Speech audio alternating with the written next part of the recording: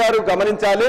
రెండోది వారు చెప్తున్నారు తెలంగాణ రాకముందు 30 సంవత్సరాల్లో గత అన్ని ప్రభుత్వాలు పెట్టిన ఖర్చు 11,000 ఖర్చు అయితే మేము పెట్టిన 9,000లో 9 సంవత్సరాల్లో మేము పెట్టిన ఖర్చు వాళ్ళకంటే ఒక 1000 కోట్లు ఎక్కువ అధ్యక్ష. ఇది 2,72,000కి ఇచ్చినాం. మీరు చూసుకొని లెక్కలు, మీరు మంత్రిగా ఉన్నారు, మీరు ఊరికేనే రాజకీయంగా ఊరికేనే స్టేట్మెంట్ ఇవ్వడం కాదు, లెక్కలు చూసుకొని మీరు మాట్లాడండి. అదే అధ్యక్ష చివరిగా INPRలో అది కూడా వారే చూస్తున్నారు. ఇవాళ ఇన్ఫర్మేషన్ అండ్ పబ్లిక్ రిలేషన్ దానిలో కొంత నిధులు కేటాయించుకున్నారు. ఇందులో ముఖ్యంగా 2 అంశాలు నేను మాట్లాడదలుచుకున్న అధ్యక్ష. ఒకటి, ఇవాళ ప్రజాస్వామ్యానికి మూల స్తంభాలంటే judiciary, legislature, executive and press and media. ఆ ప్రెస్ మీడియాలో దాన్ని మనం 4th ఎస్టేట్గా పిలుచుకుంటుంటాం. ఆనాడు వారి కోసం అని చెప్పేసి అనేక చర్యలు కూడా తీసుకున్నాం. మీడియాకు అక్రెడిటేషన్ కార్డ్స్ ఇవ్వడం కానీ, ఇవాళ 2022-24లో అత్యధికంగా దేశంలో ఎక్కడ లేని విధంగా 23,600 మందికి అక్రెడిటేషన్ కార్డ్స్ ఇచ్చిన అధ్యక్ష. ఇవాళ అక్రెడిటేషన్ కార్డ్స్ కోసం పోతే సంఘాలను చూసి ఇవ్వాలని చెప్పేసి అంటున్నారు. ఇవాళ జర్నలిస్టులు ఎవరు అని చెప్పేసి ప్రశ్నిస్తున్నారు. జర్నలిస్టులు ఎవరు, ఎట్లా ఉండాలని చెప్పేసి ఇప్పటిదాకా చేంజ్ అయింది అధ్యక్ష.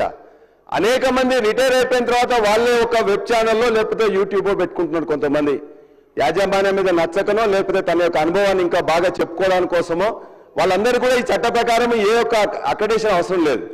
కానీ మీరిచ్చే అక్రెడిటేషన్లో ఇప్పటి వరకు ఏమి ఇవ్వకుండానే ఈ యొక్క జర్నలిస్టులకు మేమేదో వ్యతిరేక విధంగా చెప్తున్నారు.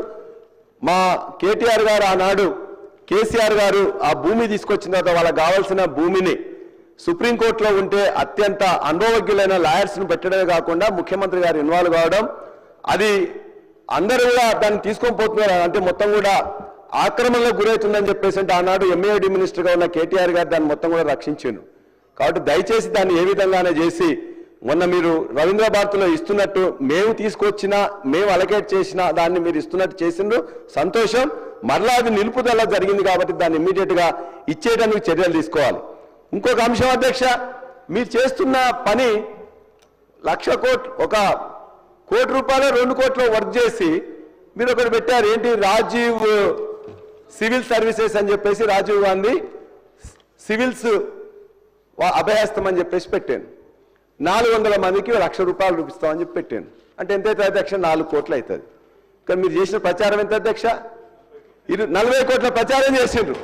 40 కోట్ల ప్రచారం అవుట్డోర్ చూసినా, ఎలక్ట్రానిక్ చూసినా, ప్రింట్ మీడియా చూసినా, ఏ పేపర్లో చూసినా పేపర్ మొత్తంలో కూడా మేము 1,00,000 రూపాయలు ఇస్తున్నాం, 1,00,000 రూపాయలు ఇస్తున్నాం అని ఇచ్చింది 4 కోట్లు.